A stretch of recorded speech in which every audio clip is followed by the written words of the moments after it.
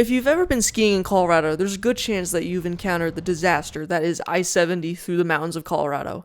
In this video, I want to propose some ideas for how to fix this, and especially the Eisenhower Tunnel, and give a brief history of the highway and mainly the Eisenhower Tunnel. Anyway, on to the video.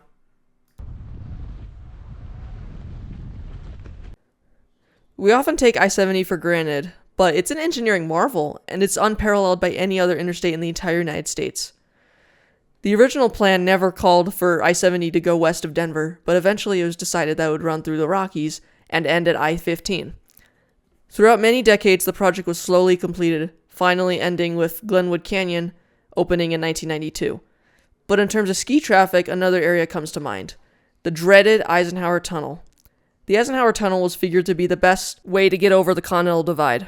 They started drilling the westbound Eisenhower Tunnel in 1968, and 5 years later completed it in 1973 and opened it to traffic. And the East Bore was built between 1975 and 1979, and was named for Edwin C. Johnson. It was and still is an engineering marvel, and during this process, 7 people unfortunately died. It was dug by hand, and they discovered many problems during construction, but it has shaped Colorado skiing so much. Though today, it is a massive thoroughfare for a large majority of ski traffic in Colorado, and the tunnel has to deal with the stress of thousands of skiers all trying to drive to the mountains. It's a disaster. It's unlikely that this tunnel was designed to deal with these massive crowds of people, not to mention during the winter in snowstorms.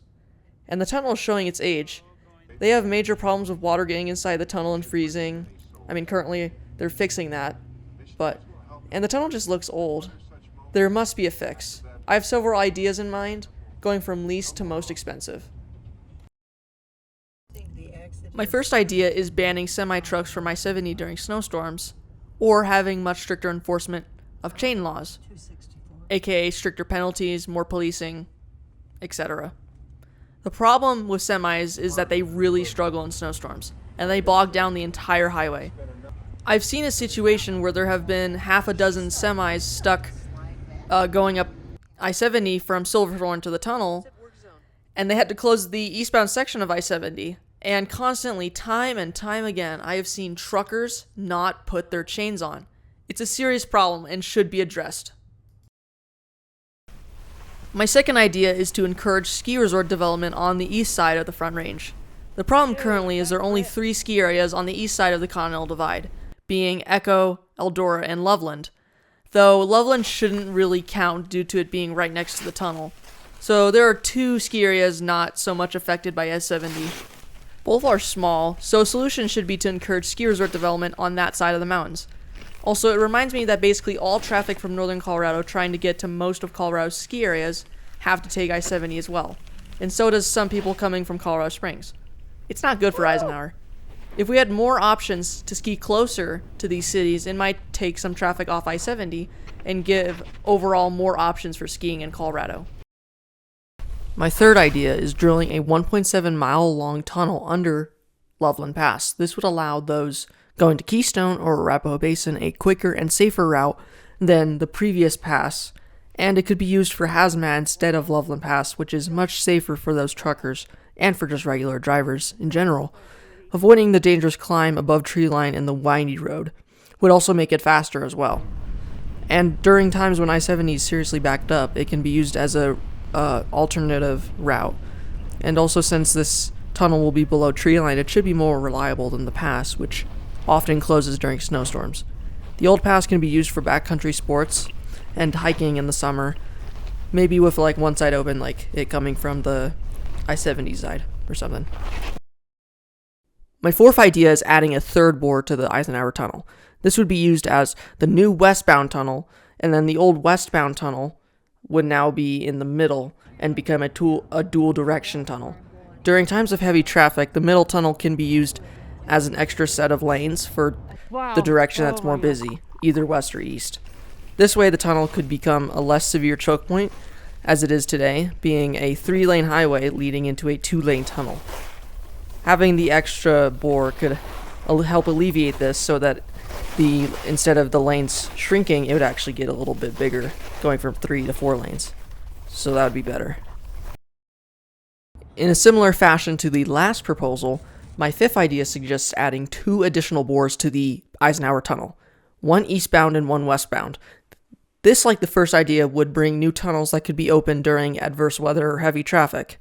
You could have the old tunnels operate most of the time, but if extra capacity is needed, then the 2 new bore tunnels can be opened as well, increasing capacity. This proposal isn't as cost effective as the last 2, so this one isn't really as good, but it can still help alleviate some traffic. Obviously. My sixth proposal is adding a train line running from Denver to Vail and Beaver Creek area.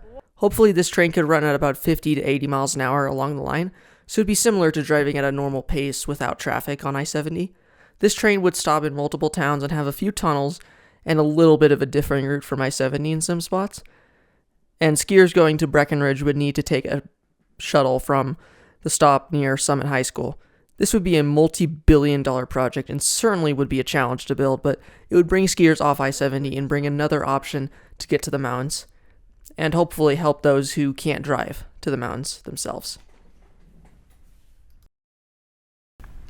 My seventh and final idea is by far the most expensive, seeing how this is going in California, and if you can guess, it's high-speed rail. This would be even more speedy and enticing for skiers to use instead of I-70, further reducing traffic. This route would require less stops, a straighter path due to higher speeds, which would also make it more expensive and a lot more rock blasting and tunneling.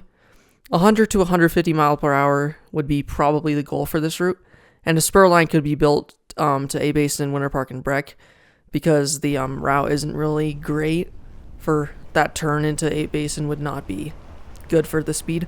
So, but yeah, this would probably be really successful, but insanely expensive.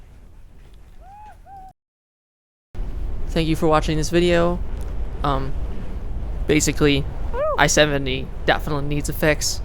CDOT isn't really doing anything about it too much. I don't know. I mean, induced demand is a problem too, but that something has to be done about it. But yeah, thanks for watching, and I'll see you later. Like and subscribe for more content like this. Bye bye.